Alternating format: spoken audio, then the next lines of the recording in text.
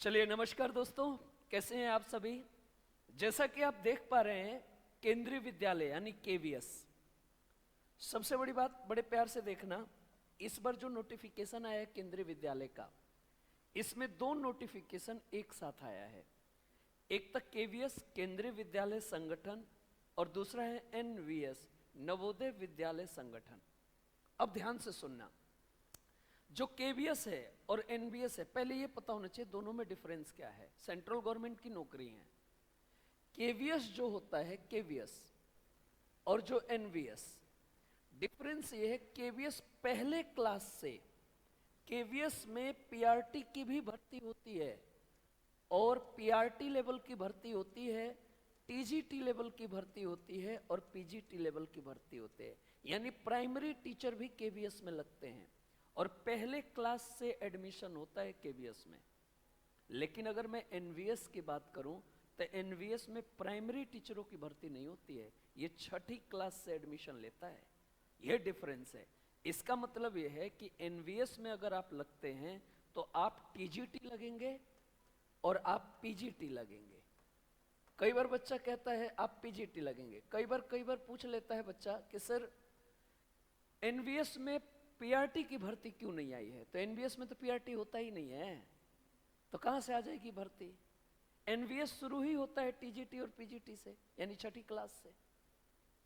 तो ये doubt clear हो गया। दूसरी बात, अब रही बात जो नोटिफिकेशन आया है, ये आज से यानी 14 तारीख से फॉर्म भरे जाएंगे और इसकी लास्ट डेट है 4 दिसंबर। और मजे की बात है, केवीएस हो चाहे एनवीएस हो, टीचिंग और नॉन टीचिंग, नॉन टीचिंग का मतलब होता है क्लर्क हो गया, लैब अटेंडेंट हो गया, स्टेनोग्राफर हो गया, एमटीएस हो गया। एमटीएस की भर्ती इस बार सिर्फ इसमें है, एमटीएस की भर्ती केवीएस में नहीं है। तो याद रखना, टीचिंग नॉन टीचिंग दोनों की भर्ती आई हुई है। पूरा नोटिफिकेशन है, 52 पेज का है और आप बड़े आसानी से उसको देख सकते हैं। मैं जो क्लियर करूंगा वो क्लू क्लियर करूंगा जो आपको मतलब बहुत कम जगह देखने को मिलेगा। अब मजे की बात, 13,000 प्लस पोस्ट है, ये सबको पता है। आपको सिर्फ एक चाहिए, तो इतना ज्यादा कूदना दौड़ना नहीं है। सबसे मेन है ये, यानी आएगा क्या और बदलाव क्या हुआ है, ये सबसे मेन है। सबसे मेन ये है, अगर आप ध्यान से सुनना, पहले क्या होता था कि कोई भी टीयर 1 नहीं था, कोई भी टीयर 2 नहीं था, सिर्फ एक पेपर होता था और सीधा इंटरव्यू होता था। पहले ये प्रोसीजर था। अब बदलाव हो गया है। याद रखना, टीयर 1 हो गया है, टीयर 2 हो गया है और इंटरव्यू हो गया है। ये 3 लेवल में पेपर है, लेवल 1, लेवल 2, लेवल 3। जो आप मान लेते हैं आपको पीआरटी लगना है, आपको टीजीटी लगना है और आपको या पीजीटी लगना है या आपको कुछ भी क्लर्क लगना है, आपको पहला पेपर देना पड़ेगा एमटीएस को छोड़कर, यानी मल्टीटास्किंग को छोड़कर। और मल्टीटास्किंग की भर्ती कहां है, सिर्फ एनवीएस में है। तो मल्टीटास्किंग का प्रोसीजर हटा दीजिए, वो नॉन टीचिंग है। वरना अगर आपको केवीएस में कलर, सीनियर क्लर्क, केवीएस में जूनियर क्लर्क, आपको पेपर 1 देना पड़ेगा। जैसे कि आप पूछोगे मास्टर जी मैं तो पीआरटी टीचर हूं। पीआरटी का मतलब है आपने जेबीटी किया है प्लस आपने सी टेट लेवल 1 किया है, तभी तो आप पीआरटी के लिए एलिजिबल हैं। जैसे मैंने जेबीटी तो किया ही नहीं, मैं जेबीटी तो किया ही नहीं, तो मैं काय का पीआरटी टीचर बनूंगा, बन ही नहीं सकता। लेकिन अगर मान लेते हैं कि मैंने बीएड किया हुआ है और मेरे पास सी टेट का लेवल 2 है, तो मैं टीजीटी के लिए जाऊंगा। TGT, trained graduate teacher, TGT, यानी BEd plus C TET level 2 TGT के लिए। अब मान लेते हैं कि मैं मास्टर डिग्री हूं, एमए हूं, प्लस मैं बीएड हूं। अब एमए हूं यानी मैं मास्टर हूं और बीएड भी हूं, तो मैं पीजीटी के लिए जाऊंगा। और पीजीटी में सीटेट का कोई रोल नहीं होता, क्योंकि सीटेट पीजीटी होता ही नहीं। सीटेट 2 ही लेवल होता है, लेवल 1, लेवल 2। तो मास्टर डिग्री के लिए कोई भी सीटेट की जरूरत नहीं होती, क्योंकि सीटेट तो होता ही नहीं है। तो ये हमारा प्रोसीजर। अब सुनो, टीयर 1 पहली बात तो सबको देना है, सबको देना है। इसमें सबसे बड़ी बात जो बदलाव किया गया है, ये क्वालिफाइंग नेचर है, सिर्फ पास करना है। क्वालिफाइंग नेचर है, सिर्फ पास करना है। बोलोगे सर कितने नंबर चाहिए? तो पहले ये देख लेते हैं कि टीयर 1 कितने नंबर का आएगा, तब ना डिसाइड होगा। देखो, इसमें आएगा रीजनिंग, 20 क्वेश्चन आएंगे और मल्टीपल 3, यानी 60 नंबर का बड़ा नंबर है। 20 क्वेश्चन मैथ्स का आएगा, 60 नंबर है, वही मैथ्स जो 10th लेवल तक का है। 20 नंबर की कंप्यूटर आएगी, पूरा का पूरा सेगमेंट आएगा, 60 नंबर का है। 20 क्वेश्चन जीएस की आएगी, करंट के साथ 60 नंबर का है। और एक इंग्लिश आएगा, ये 10 क्वेश्चन आएंगे, 30 नंबर का आएगा। यहां तक तो ठीक है। दूसरा, एक और भाषा आएगी। आप कहोगे जी इंग्लिश भाषा है, यहां भाषा में नहीं जोड़ा है। एक पेपर, दूसरा सब्जेक्ट, तीसरा सब्जेक्ट, चौथा सब्जेक्ट, 5 सब्जेक्ट तो हो गए। छठा जो सब्जेक्ट है टीयर 1 का, ये है लैंग्वेज। इंग्लिश तो दे लिए, अब बच गया क्या? हिंदी, बच गया क्या? मराठी, बच गया क्या? कन्नड़, बच गया क्या? Urdu and others. लेकिन मेरे को तो ना कन्नड़ आती है ना उर्दू आती है, तो मेरे लिए ऑप्शन क्या है? हिंदी। इंग्लिश दे रखा हूं और यहां छठे के रूप में मैं हिंदी चुन लूंगा, तो इंग्लिश हिंदी हो गया। 99% बच्चा यही करेगा। लेकिन अगर कोई महाराष्ट्र का बच्चा फॉर्म भरेगा तो जानते हो क्या करेगा? हिंदी के जगह मराठी ले लेगा। लेकिन मैं तो नहीं ले सकता। अगर मान लो कोई इधर साउथ का है, गोवा साइड का है, वो कन्नड़ ले लेगा, वो कन्नड़ ले लेगा। अब जैसे कोई यूपी साइड का है, मेजर यूपी का, वो क्या करेगा? हिंदी ना लेके उर्दू ले लेगा। अगर उस मुस्लिम है तो उर्दू ले लेगा, उसके लिए वो है। लेकिन मेरे लिए तो हिंदी है, तो मैं हिंदी के साथ जाऊंगा। 90% बच्चा हिंदी के साथ जाएगा लैंग्वेज में। तो ये हो गया। ये भी 10 क्वेश्चन आएंगे, 3 नंबर का आएगा, यानी 30। तो 30 ये 60 हो गया, 60 नंबर 60 नंबर 60 नंबर, 300 नंबर का। अब 300 में मैक्सिमम प्रयास करना कि 220 230 नंबर आए, क्योंकि ये कट ऑफ को क्लियर करेगा। ये नंबर जुड़ेगा नहीं, लेकिन कम से कम इतना तो आए कि आप बाउंड्री पे तो ना रहें। कट ऑफ अगर मान लो 200 लग गया और आपके 190 आए, 199 आए, आप प्री ही फेल हो गए, सेकंड में तो एंट्री ही नहीं होगी। तो प्रयास करिए 300 में मैक्सिमम लाने का, मैक्सिमम लाने का। और यहां से 10 गुना बच्चा चुना जाएगा मेंस के लिए, टीयर 2 के लिए। 10 गुना बच्चा। मजे की बात, मास्टर जी ये बताइए, जो सबसे मेन बात है, क्या इसमें नेगेटिव मार्किंग भी है? हाँ, 1/3 नेगेटिव मार्किंग है, 1/3, 1/3। सर ये ऑफलाइन होगा ऑनलाइन होगा? ऑफलाइन पेपर होगा जी, ऑफलाइन पेपर होगा। सर जी कितने घंटे में? जी 2 घंटे में पेपर देना है। MCQ आएंगे जी, ठीक है, क्या दिक्कत है? क्वालिफाइंग है, नेगेटिव है, हाँ जी है। कितने घंटे में? जी 2 घंटे में देना है। कितने नंबर चाहिए? वो तो उस टाइम डिसाइड होगा पेपर का लेवल देख के। लेकिन हमारा प्रयास है 200 प्लस लेके चलो, कम से कम 200 प्लस लेके चलो। सर ये नंबर कहां से आएंगे?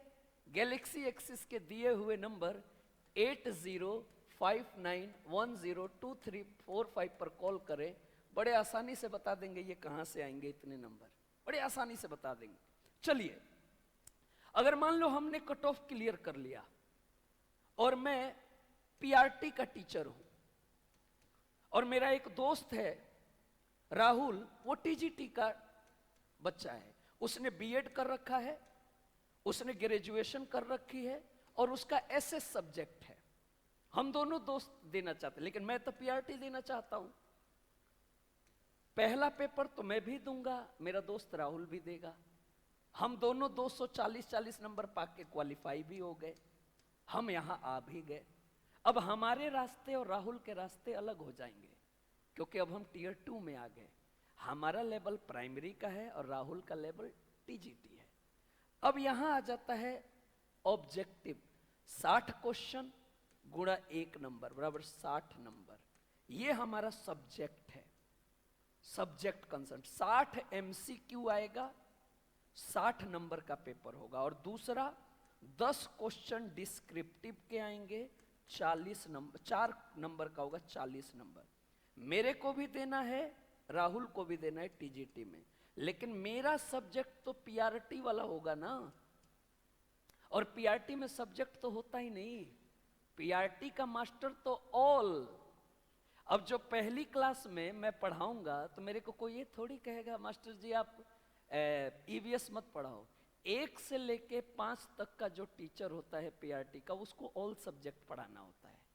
वो ईवीएस भी पढ़ाएगा, वो मैथ्स भी पढ़ाएगा, वो हिंदी भी पढ़ाएगा, वो इंग्लिश भी पढ़ाएगा, और वो सीडीपी भी पढ़ा। सीडीपी कोई सब्जेक्ट नहीं होता प्राइमरी में, लेकिन मास्टर को सीडीपी आना चाहिए क्योंकि छोटे बच्चों को पढ़ाना है, उसके मैनर्स को सीखना है।